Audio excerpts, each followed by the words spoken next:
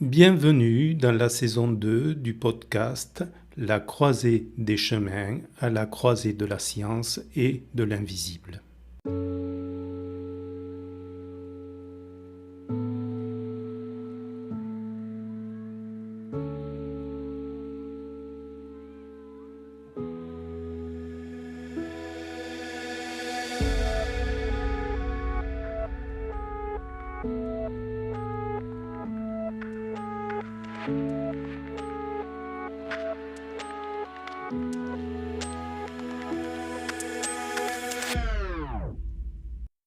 Ce podcast est réalisé et produit par Franck Jean-Pierre Marty.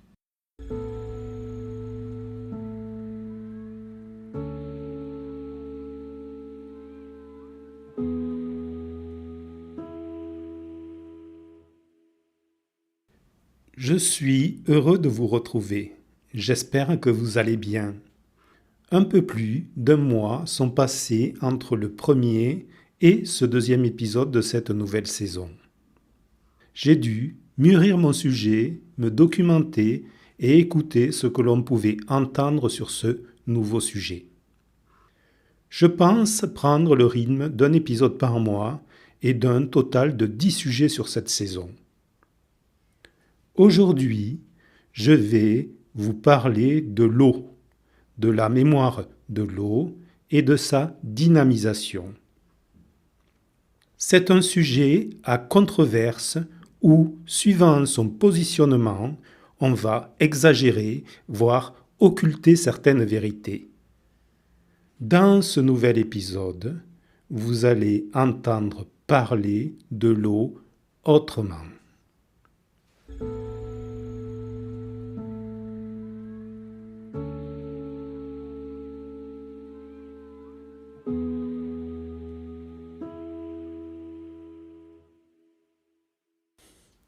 Le terme mémoire de l'eau a été proposé par un chercheur français de l'INSERM en 1988, Jacques Benveniste. Dans son laboratoire, il effectue des recherches sur les hautes dilutions de substances dans l'eau.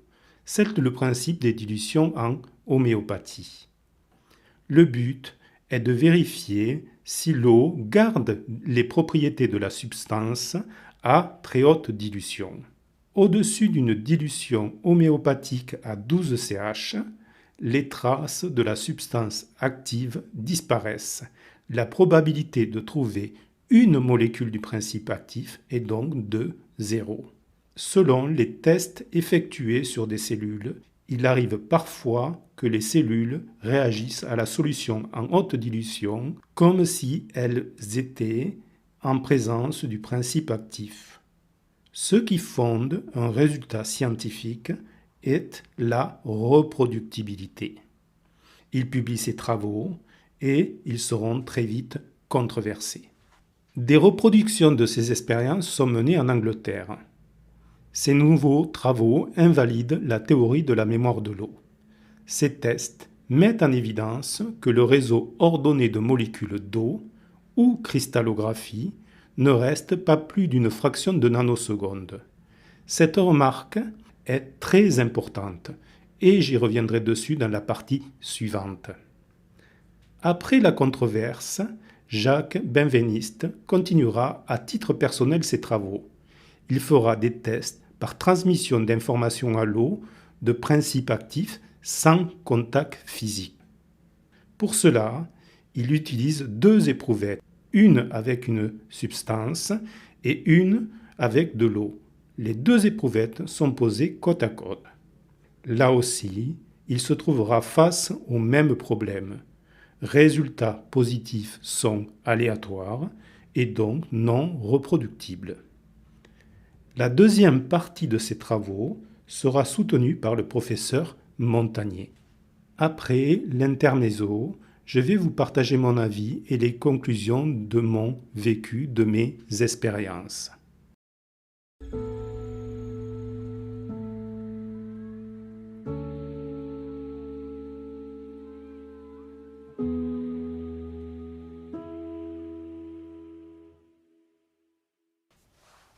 Je vais vous surprendre, mais je dis à mes stagiaires que l'eau n'a pas de mémoire. C'est un terme abusif, car c'est le contraire. L'eau est un excellent capteur de l'information de son environnement et l'information captée change en permanence. Je vous renvoie aux épisodes de la saison 1 pour mieux saisir le concept d'information. Je vais maintenant argumenter par l'expérience média. En 2018, je suis rentré dans l'équipe de développement d'une machine de mesure des champs d'information qui s'appelait à l'époque le LVA, puis est devenu l'émanoscope. Vous trouverez des épisodes sur l'émanoscope dans la saison 1 du podcast. Je ne vais pas décrire le principe technique de cette machine, mais je vais vous parler du premier capteur que nous avons utilisé. Il s'agissait d'un verre rempli d'eau, avec 2 aiguilles qui servaient d'antenne et qui plongeaient dans l'eau. Le protocole de mesure était le suivant pour un lieu. Une mesure avec le verre d'eau à l'extérieur, nous appelons cette première mesure le neutre, et une deuxième mesure avec le même verre, la même eau, à quelques secondes d'intervalle dans le lieu à mesurer. Pour la mesure d'une personne, le protocole était un peu différent. Un neutre, une deuxième mesure, la main droite de la personne en contact avec le verre, puis une troisième mesure avec la main gauche. Les 3 mesures se faisaient en rafale, chaque mesure donnant un champ d'information différent. Après le verre d'eau, nous sommes passés avec une éprouvette d'eau et les 2 aiguilles qui perçaient le bouchon de l'éprouvette pour plonger dans l'eau. L'avantage, c'était facilement transportable et l'eau n'était changée que très rarement. Aujourd'hui, nous avons mis au point des capteurs électriques, encore plus faciles à utiliser. Néanmoins, j'utilise toujours mon capteur éprouvette pour mesurer les lieux car il est bien plus sensible. Si l'eau avait effectivement une mémoire, l'utilisation ici de l'eau comme capteur ne serait pas possible. L'eau liquide n'a donc pas de mémoire. Au mieux, elle garde l'information précédente le temps qu'elle soit remplacée par la suivante. On comprend ainsi pourquoi les expériences de Jacques Benveniste étaient difficilement reproductibles. Dans la partie suivante, je vais vous parler de cristallographie, de cymatique et des photos de Masaru Emoto.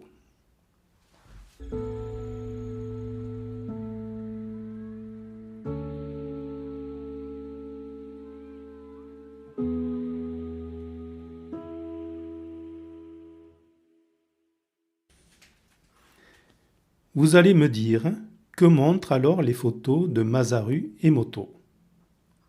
Emoto n'est pas un scientifique, c'est un auteur. Il a eu l'idée de réaliser des photographies de cristaux d'eau, donc de l'eau gelée, qu'il avait soumis à une vibration acoustique, la voix humaine, avec des mots comme « amour » par exemple, pendant la prise solide de l'eau. Et ces photographies montrent que la vibration acoustique a une influence sur la forme de la cristallisation, c'est-à-dire l'organisation des molécules. Ce phénomène est bien connu depuis le XVIIIe siècle. Il porte un nom, la cymatique.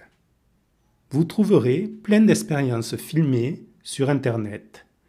Elles s'effectuent avec du sable fin sur une plaque métallique que l'on fait vibrer avec un son diapason par exemple. Les grains de sable se positionnent alors suivant l'onde stationnaire qui résulte de la vibration de la plaque. Eh bien, il en est de même avec l'eau, et la voit dans les photographies des motos. La solidification de l'eau fige l'organisation des positions des molécules d'eau suivant l'onde stationnaire donnée par la voix. Si l'eau n'avait pas été gelée, les molécules auraient pris temporairement ces positions tant que le son les aurait sollicitées. À l'arrêt de la sollicitation, très rapidement, les molécules libres de leur mouvement auraient bougé vers d'autres positionnements. Les photographies des motos ne prouvent donc pas la mémoire de l'eau. Elles montrent juste que la cymatique fonctionne avec les molécules d'eau. Je vous ai parlé de cristallographie. La cristallographie dit que les propriétés physico-chimiques d'un cristal sont étroitement liées à l'arrangement spatial des atomes de la matière. Ah, il y a peut-être quelque chose à creuser là. On continue après l'intermède musical.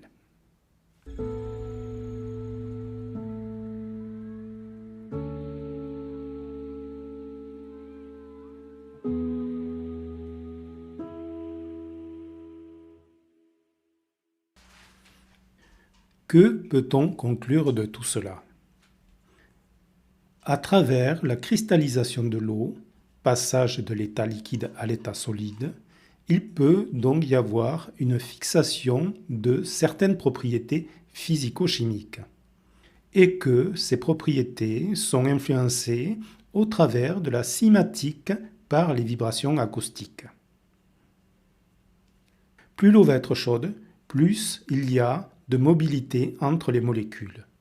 Plus l'information dans l'eau se perdra rapidement. Le cas extrême est donc l'état gazeux de l'eau, qui ne peut plus garder l'information même un instant. Si vous informez de l'eau, l'information tendra vers la stabilité si vous la refroidissez. Alors, comment fonctionne la fabrication des granules homéopathiques? Là, je vais donner des pistes de réflexion.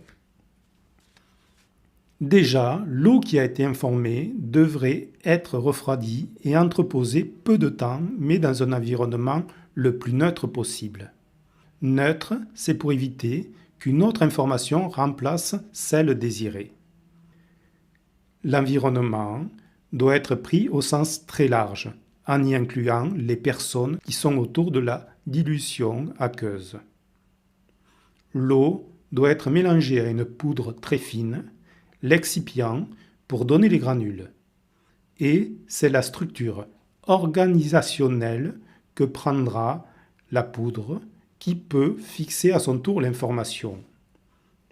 Vous conviendrez que le processus de fabrication est à la merci de beaucoup d'éléments perturbateurs.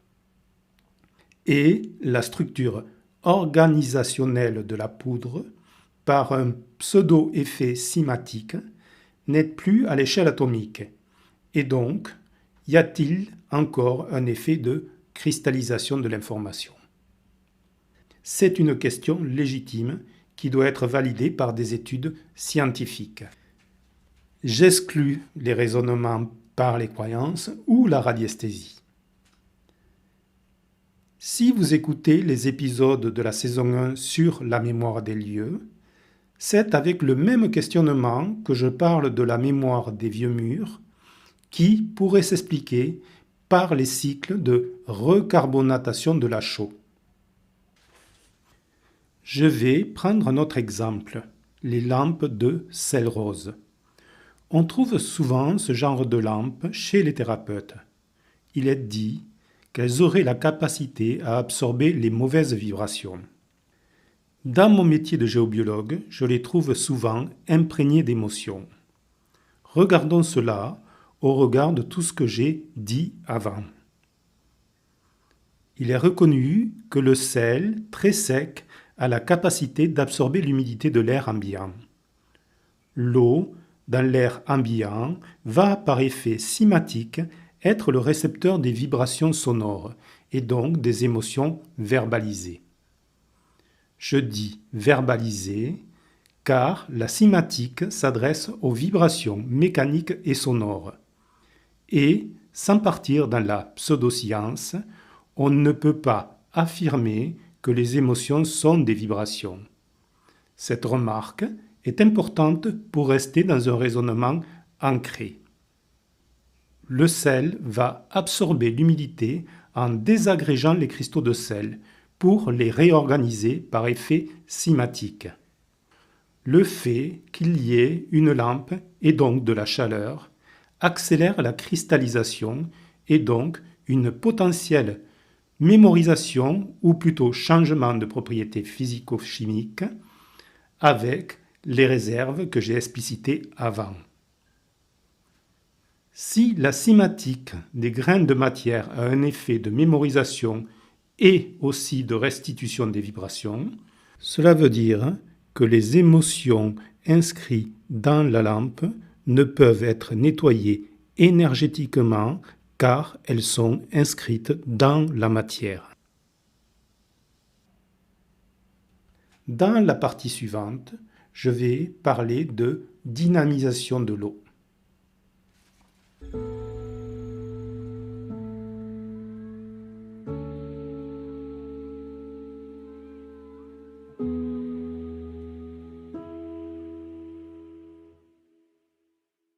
Pour parler de dynamisation de l'eau, je vais aller voir les travaux de Victor Schauberger. Victor Schauberger est un ingénieur des eaux et forêts autrichien. Il a fait beaucoup de recherches et d'inventions par l'observation de la nature et il a beaucoup travaillé sur l'eau. Nous lui devons l'intérêt du vortex pour l'eau. Quand je parle ici de vortex, je parle de vortex physique et plus spécialement de vortex d'eau. Pour voir un vortex d'eau, vous pouvez faire une expérience très simple. Remplissez votre vasque d'eau et ouvrez la bonde. Un vortex d'eau se créera au début, au-dessus de la bonde jusqu'à la surface, par l'aspiration de l'eau dans la canalisation d'évacuation. Le vortex permet d'abaisser la température de l'eau, de broyer les oligoéléments, d'émulsionner l'eau, ou plutôt de l'oxygéner, et d'amener une électrification de l'eau, c'est-à-dire une ionisation. Il dit qu'une eau canalisée qui circule linéairement est une eau morte, et qu'une eau de torrent qui circule de façon chaotique avec une succession de vortex est une eau vivante. Il n'emploie pas le mot dynamisation, mais il dit que les vortex d'eau donnent une eau vivante. Cette remarque est importante. L'eau est vivante car elle est refroidie, oxygénée, ionisée et chargée en oligoéléments. Cela n'a rien à voir avec le mot dynamisation, qui est du registre ésotérique et mesuré avec la radiesthésie sur l'échelle de Bovie. L'échelle de Bovie n'a pas de fondement scientifique. La radiesthésie n'est pas un outil de mesure scientifique. Et l'ensemble des deux ne correspond qu'aux besoins de l'opérateur qui effectue la mesure. Faites mesurer par plusieurs personnes au pendule une eau dynamisée, un test dit du double aveugle, et comparez les résultats. Ils seront différents pour chaque opérateur. Qu'en est-il du Léninskat utilisé en biodynamie? On retrouve dans ce mouvement l'idée du vortex de Schauberger. Le Léninskat sur l'eau va amener oxygénation, ionisation et mélanger les éléments contenus dans l'eau. Donc, le Léninskat redonne vie à l'eau. Dans la partie suivante, je vais vous parler d'eau de source.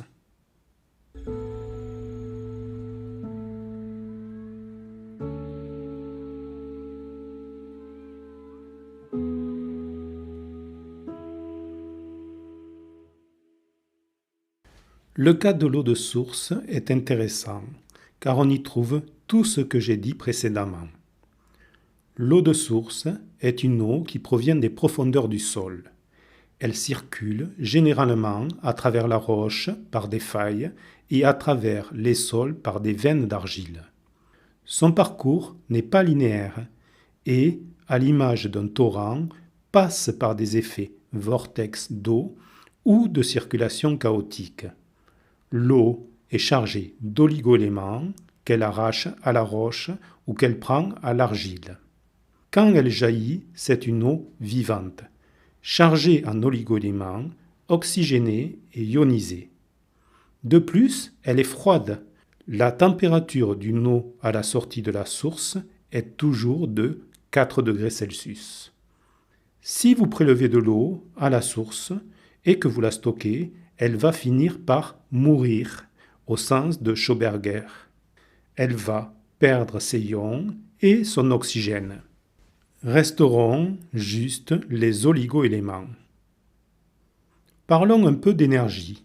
Les sources sont souvent accompagnées d'un effet de courant tellurique.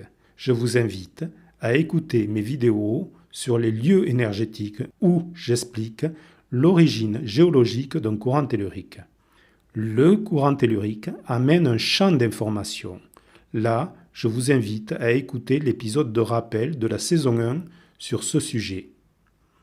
Donc, le champ d'information d'un courant tellurique va amener information et champ de torsion droit à l'eau. Mais ces deux caractères disparaîtront rapidement de l'eau car, contrairement aux oligo-éléments, ils ne sont pas inscrits dans la matière. Je fais un rappel de tout ce que j'ai dit sur l'eau de source. L'eau de source est une eau vivante, au sens de Schauberger. Elle possède des oligo-éléments, un taux d'oxygène et d'ions et elle est froide. Si on y rajoute le caractère dû aux énergies par effet courant tellurique, elle contient les informations et l'apport en torsion droit de celui-ci. Les apports du courant tellurique ne resteront pas longtemps dans l'eau, car elle n'a pas de mémoire. Les taux d'oxygène et d'ions de l'eau vivante finiront aussi par disparaître. Ne restera alors juste que les oligo-éléments. À savoir que les oligo-éléments possèdent leur propre champ d'information et champ de torsion droit. Ils amènent donc à l'eau leur information et leur torsion droit. Ces informations et ces torsions droits restent dans l'eau car les oligo-éléments sont dissous dans l'eau. Donc, si vous voulez profiter pleinement des caractères de l'eau de source, il faut la boire ou se baigner sur place. Dans la partie suivante, je vais vous parler des solutions pour dynamiser entre guillemets l'eau que l'on trouve sur les réseaux sociaux, dans la littérature ou dans les boutiques ésotériques.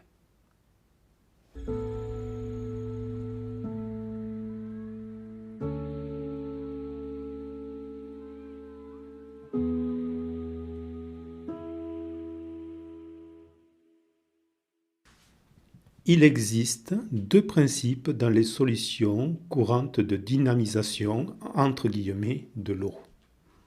Les systèmes qui créent un vortex d'eau, les systèmes qui informent l'eau. Les systèmes qui rendent l'eau vivante par création d'un vortex d'eau, nous en trouvons dans le commerce.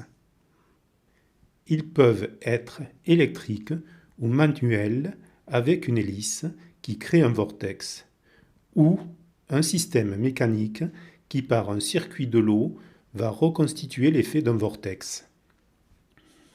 J'aurais tendance à préférer les systèmes à hélice, car Schauberger insiste bien que le vortex doit créer une circulation chaotique. Cet état de circulation chaotique est difficile à atteindre par un simple système mécanique. J'insiste sur le fait qu'un tel système amènera oxygène et ions dans l'eau. L'eau reprendra une forme vivante, mais si vous la gardez un moment dans une carafe ou un autre récipient, le taux d'oxygène et d'ions diminuera. Ensuite, nous allons trouver les systèmes qui informent l'eau. J'utilise informer et non dynamisation. La dynamisation ne veut rien dire.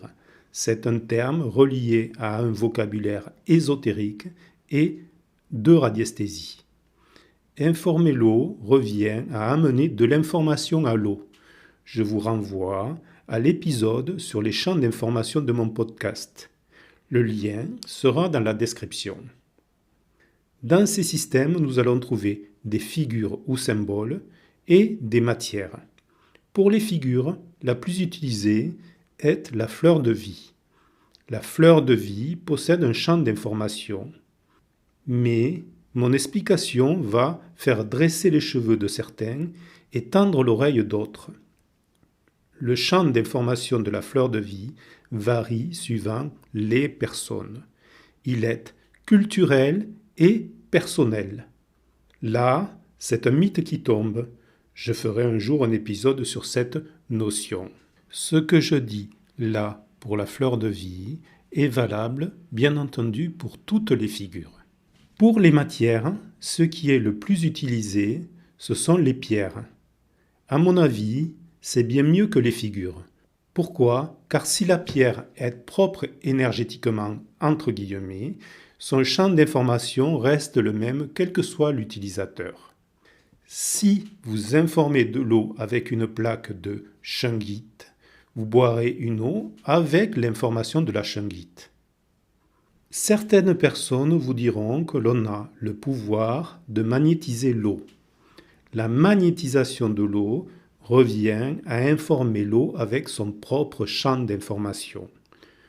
Je sais, je vais avoir beaucoup de personnes qui vont venir me contredire, mais c'est ainsi et c'est vérifiable par une mesure avec l'émanoscope. Par le passé, j'avais fait des stages où on faisait intervenir une divinité extérieure pour informer l'eau. Je vais encore vous décevoir, mais la divinité, c'est encore vous. Je sais ce que vous allez me dire, mais c'est vérifiable toujours par l'émanoscope. Pour rappel, l'émanoscope est une machine qui mesure les champs d'information. Je lui ai consacré un épisode dans la saison 1. Mais ce qu'il faut retenir de toutes ces solutions, c'est que l'information dans l'eau finira par disparaître. Donc, l'idéal est de boire l'eau juste après son information. Une dernière remarque très importante. De tels systèmes n'enlèvent pas les polluants ou matières chimiques contenus dans l'eau. Il est donc très important de filtrer au maximum l'eau pour la dépolluer, car ces systèmes ne le feront pas. À titre personnel, j'utilise un filtre à osmose inversée, puis, d'une façon non systématique, j'informe l'eau avant la consommation. Après l'intermezzo, je reviens vers vous pour les questions des auditeurs et les annonces.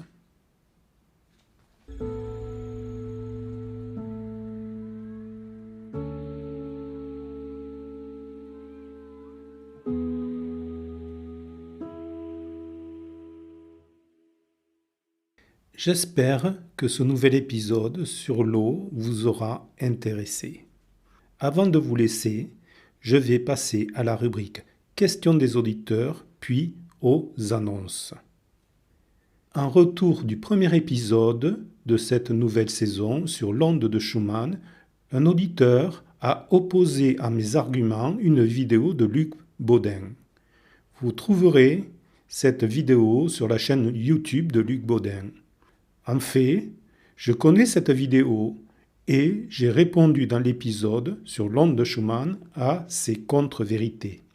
Une chose que je n'avais pas abordée, c'était les arguments sur la montée vibratoire de la Terre mesurée à l'échelle de Bovie. Cette chose faite dans cet épisode que vous venez d'écouter, ce que j'ai dit ici pour l'échelle de Bovie est vrai pour son utilisation ailleurs. Si vous avez des questions à me poser sur cet épisode sur l'eau, faites-le par commentaire, par email ou par WhatsApp. J'y répondrai dans cette rubrique dans le prochain épisode. Sur mon canal YouTube, j'ai lancé une série qui s'appelle Le Zapping du Mystique. C'est une série décalée, où je n'exprime pas ma pensée. C'est un instantané, un reflet de l'algorithme YouTube à une question et à un moment donné. Elle met en évidence les contradictions et fait un effet miroir à votre psyché. N'hésitez pas à me faire des retours sur cette série. Dans le descriptif, vous trouverez les liens vers les références données dans cet épisode. Les textes de la saison 1 sont disponibles en livre de poche. Vous pouvez vous le procurer sur ma boutique. Vous pouvez soutenir financièrement mon travail de partage. Pour cela, j'ai ouvert une cagnotte Tipeee. J'anime un stage, le ressenti autrement expliqué et enseigné, le samedi 29 novembre par Zoom. Le tarif 80 €. Les informations et inscriptions sont sur mon site. Ce podcast est disponible sur Spotify, Deezer, Amazon Music et YouTube. Si vous reprenez mes propos, nommez-moi, c'est de l'honnêteté intellectuelle. Abonnez-vous, activez la cloche, partagez et likez pour me faire connaître. Je vous retrouve bientôt pour un nouvel épisode.